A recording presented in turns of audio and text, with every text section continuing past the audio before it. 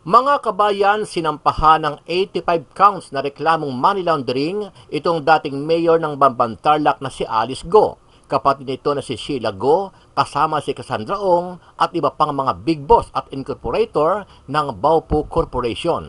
Kabilang sa mga nagsampan ng reklamo ay ang NBI, AMLAC at PAOK dahil sa natuklasan nilang aktibidad sa Pogo Hub sa Bamban Tarlac na pinunduhan ni Mayor Alice Go. Ayon sa AMLAC, si Alice Go ang mastermind at namumuno sa money laundering kung saan ay umabot ng 7 bilyong piso ang ginamit para maipatayo ang Pogo Hub sa Bamban Tarlac gamit ang pera mula sa mga iligal na aktibidad at scamming.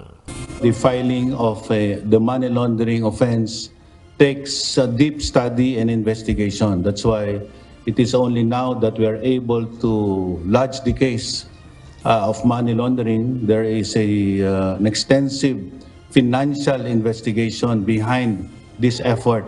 And now that the AMLC has completed, and in coordination with the DOJ and the other relevant agencies, we believe we have a very strong and airtight case of money laundering.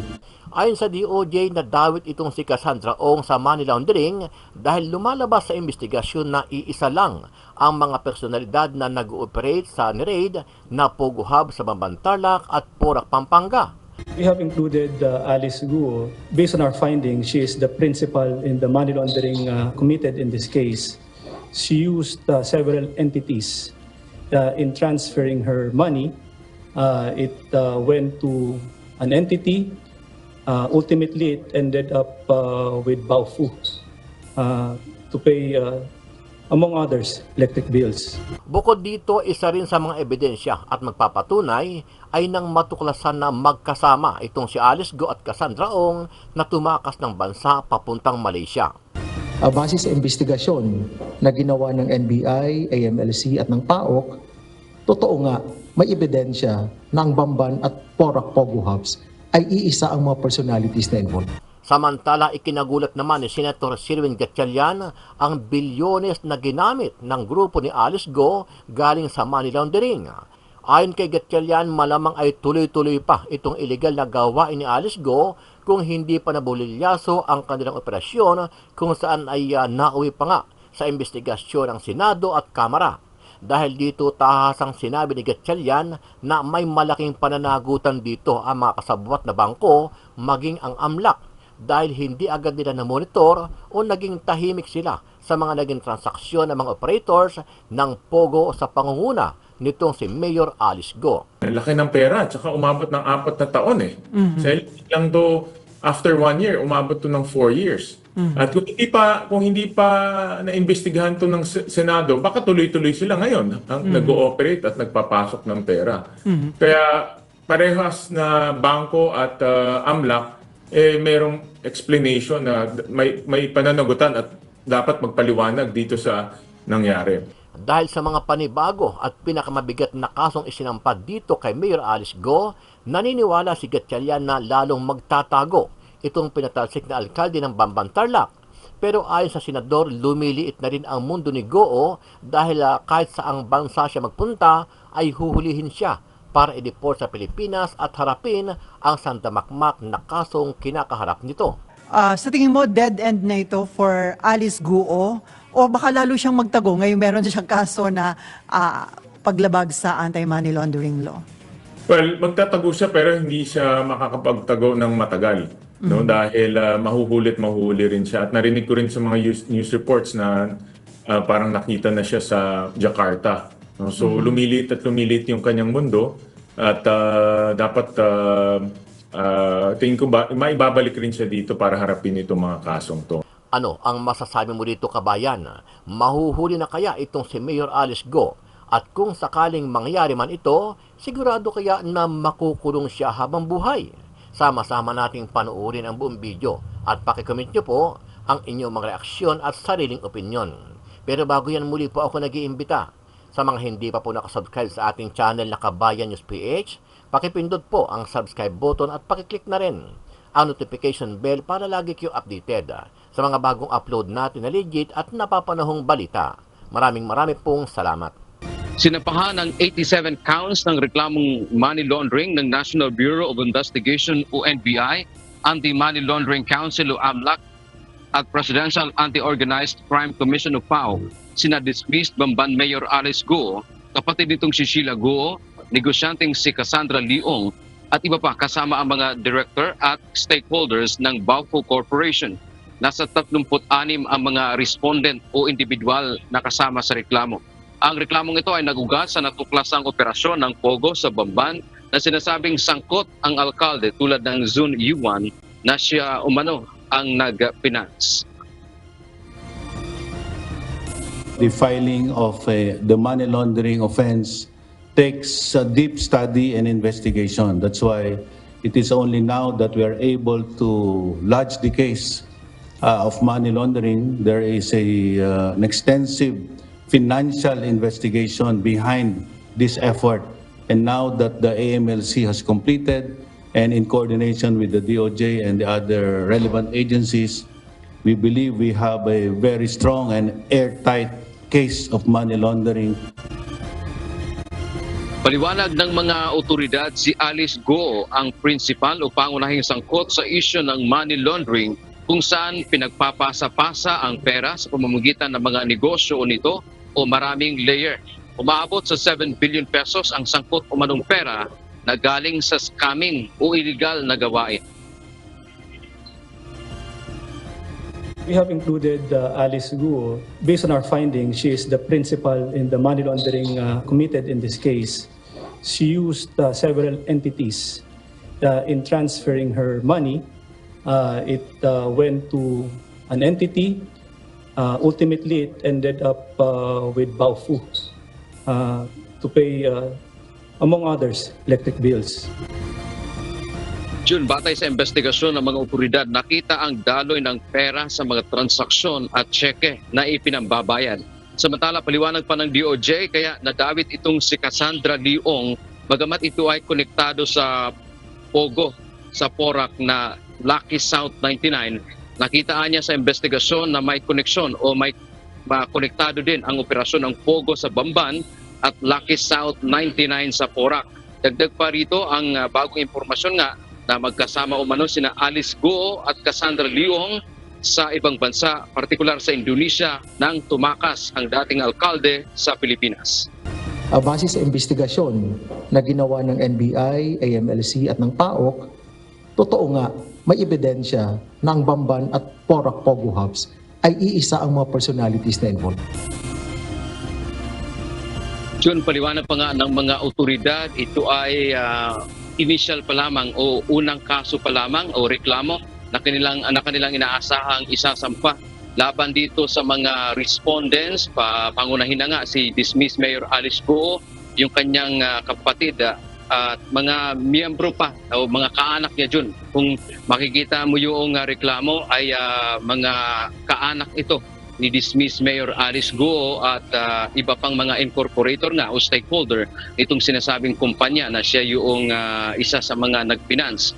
At batay din sa binanggit ng DOJ kanina, sa ngayon ay sinasabi nilang nasa Indonesia pa nga itong si Alice Guo, kung saan namataan daw ito diyan sa Indonesia batay sa impormasyon na nakuha mula doon sa kanilang counterpart. Sir, nabanggit ko nga nung last Thursday, nabanggit nyo na sisingilin nyo na ang AMLAC dahil nababagalan kayo sa pagpa-file nila ng kaso. Pero laman ho ng mga report ngayon, itong AMLAC kasama ang PAOK at NBI, nag-file na ho sila sa DOJ ng 87 na counts ho yata ito ng money laundering case laban ho kay dismissed Bamban Mayor Alice Guo, kasama sina Sheila, si Cassandra Leong at 33 iba pa. Any comments, sir? Sa wakas, Alina, i-file na rin yung money laundering case laban kay Guo Huaping aka Alice Guo. At ito yung kung matatandaan natin nung second hearing, ito yung isang mga bagay na binunyag natin, inilabas natin during the hearing. Kasi nga, nung tinignan namin yung mga dokumento ng mga family businesses ni Guo Huaping, wala namang kita o maliit lang yung cash na pumapasok dito sa negosyong to. And yet, napatayo itong Pogo Hub sa Bamban at siya rin yung applicant ng mga dokumentong ito. Hanggat naging mayor na siya, no? Siya pa rin yung nagbabayad ng electricity bills at utility bills. Kaya itong, actually, kakakuha ko lang itong ng dokumento galing, yung final ng tatlong ehensya, nakakakuha ko lang. But basically, sinasabi nga nila na ginamit yung mga korporasyon ng Guo family para maging conduit o doon pumasok yung pera at dinala naman sa Bamban through Baofulan. So sir, kumpiyansa kayo na malakas yung kaso na i-file sa DOJ at may indict sila, yung kumbaga ang magiging resolution dito ng DOJ, ituluyan silang kasuhan sa korte? Oo. Very confident ako dito dahil nga nung una pa lang nakikita na natin itong butas na ito. At sa executive session, ito rin yung kanilang briefing na nakita nila true enough, no, na dumaan yung pera sa mga corporations ng Guo family. At talagang yung operations nila ay kumbaga yung Guo family businesses at yung operations sa Bamban, iisa lang, no, magkakadugtong-dugtong sila. Walang farm, walang embroidery, walang ganyan, walang piggery. Lahat ng perang pumasok doon ay para sa pagpapatayo nitong Bamban Pogo Hub. Sir, kontento ka ba doon sa mga isinama na kasuhan ng paglabag sa money laundering o anti-money laundering o nakukulangan kayo? May nakikita ba kayo na dapat isinama rin o kontento kayo doon sa mga kinasuhan? So far, Sally, actually kakakuha ko lang to today. No? Humingi kami kopya kahapon. Pero hindi kami nabigyan. Pero today, nabigyan kami yung pinaka-summary, no? nung kaso. At yung kaso itself, no? Pero wala yung mga attachments pa. So far, okay naman. So far, kompleto naman. In fact, sinama nila lahat ng tao na merong connection sa Guo family businesses at sa Baofulan, Hongsheng at Zunyuan. So ito yung mga incorporators nila, ito yung mga officers nila nakasama doon. So talagang very comprehensive yung mga pangalan. Hindi ko lang alam kung ilan in total ito, no? Pero maraming pangalan ako nakikita ngayon. 35 ho yata, kasama itong si Dennis Cunanan, tas yung lahat ng pamilya Guo na andun. Correct. Pati yung mga incorporator, nakita ko incorporators ng Baofulan, incorporators ng Zunyuan, incorporators ng Hongsheng. So sinama nila lahat. So sir, kumbaga, vindicated ka doon sa sinasabi mo from the very start, na paano ipinasok yung 7 billion na pinantayo noong Pogo Hub. So doon pa na true money laundering at doon pala idinaan nga sa mga sinasabing kumpanya nitong si Alice Guo. Tama, Sally. Yun talaga yung ating punto na paano dumaan, no? Kasi hindi nga nakikita sa mga papeles. At sabi ko, in-estimate namin between 6.1 billion to 7 billion yung pera na iginamit para maipatayo yung Bamban Pogo Hub. No? So, parang tumutugma kasi parang narinig ko sa interview kahapon ng PAO na total amount na estimate nilang pumasok is about 7 billion. So halos nagtugma, no, yung cost ng building at yung perang pumasok. Pero Sally, nakakakilabot dahil 7 billion pumasok sa atin, hindi natin Namalayan. At yun nga yung ito hindi pa ito tapos, Sally. Para sa akin meron ring accountability ang mga bangko dahil bakit umabot ng 3 to 4 years at na-discover to ng AMLAC? Dahil ang information namin, hindi rin ni-report ng bangko ito sa AMLAC, kaya hindi nila na-detect. No? So, ang bangko, diba tayo, pag more than 500,000, kaagad, tinatanong ko kung saan galing yung pera, at rini-report natin kung saan galing yung pera. Ito, for 7 billion pumasok, pero yung bangko, late ang kanilang declaration sa AMLAC. So sir, bangko lang ang tingin nyo may liability? How about the anti-money laundering na hindi rin nila ito na-monitor? Yan rin ang isang pinagtataka ko dahil kung alam mo yung mga bangko hindi nagre-report, dapat red flag na yan para sa iyo, no, bilang anti-money laundering agency. At meron din silang pagkukulang pagdating sa proactiveness dahil nga laki ng pera at saka umabot ng 4 na taon eh. Sa lang to after 1 year, umabot to ng 4 years. At kung hindi pa naimbestigahan to ng Senado, baka tuloy-tuloy sila ngayon nag-ooperate at nagpapasok ng pera. Kaya parehas na bangko at AMLAC, mayroong explanation na may pananagutan at dapat magpaliwanag dito sa nangyari. Pero segue lang ako ng konti, Sige Sally, pa. dahil nakita rin namin the same pattern sa PORAC. In-estimate rin ng ating mga engineers na between 4 to 5 billion naman ang ginamit para ipatayo yung Pogo Hub sa PORAC. Pero pag titingnan din natin yung financial statements ng Lucky South at ng Whirlwind, wala namang ganung pera. So may pattern at dapat rin na habulin ng AMLAC yung mga incorporators at tao na may kaugnayan sa PORAC Pogo Hub. So sir, itong final na kaso na money laundering na amount 7 billion, limited pa lang ito doon sa Banban Tarlac. So pwede pang additional kaso sa kanila itong sa PORAC na parang the same pattern. Again, tinitingnan ko lang cursory itong report. Parang nakafocus sila dito sa Bamban. Pero ano rin may pattern tayo nakikita. At nakita na natin yung connection ngayon, no, na itong PORAC at Bamban may connection through Cassandra Lee. No? At kaya malamang itong operations na ito ay magkadugtong lang. Sir, may patanong si Marlon Ramos ng Philippine Daily Inquirer. Dapat daw po bang kasuhan yung mga bangko na hindi nag-report? Bisigahan muna natin. Definitely nakikita ko may accountability ito.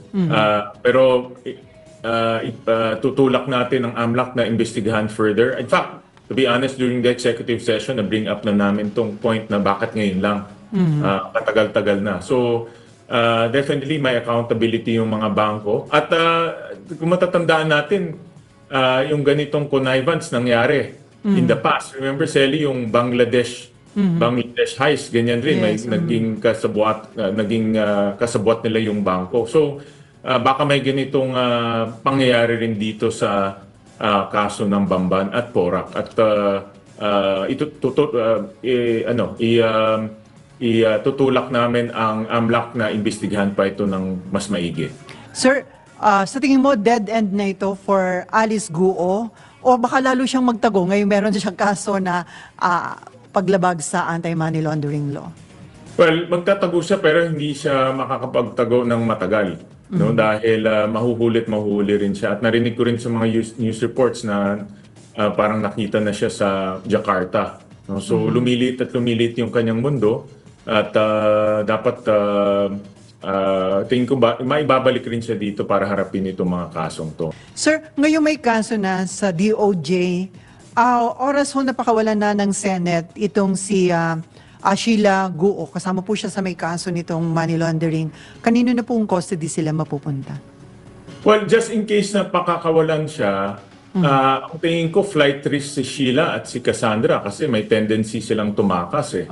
Ito ay final pa lang to sa DOJ, so hindi pa makaka-issue to ng hold departure order. Pero I think pwede silang humingi sa korte ng preliminary hold departure order kasi flight risk sila.